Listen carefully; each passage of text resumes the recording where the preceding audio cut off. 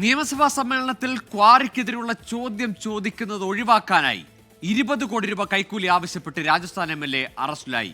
ഭാരത് ആദിവാസി party MLA ആയ ജയകൃഷ്ണ പട്ടേലാണ് പിടിയിലായത്.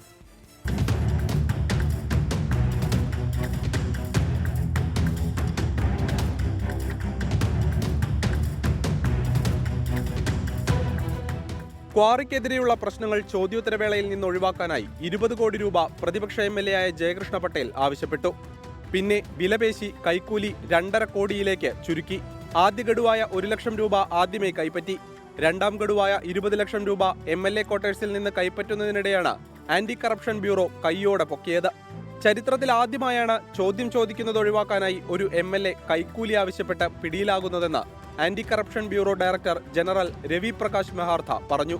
ഉദ്യോഗസ്ഥരെ കണ്ടപാടെ പണമടങ്ങിയ ബാഗ് സഹായിക്ക് കൈമാറിയെന്നും അയാൾ അതുകൊണ്ട് രക്ഷപ്പെട്ടുവെന്നും ഉദ്യോഗസ്ഥർ പറയുന്നു.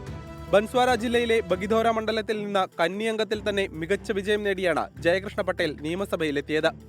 MLAയുടെ ചോദ്യം ചെയ്യൽ തുടരുകയാണ്.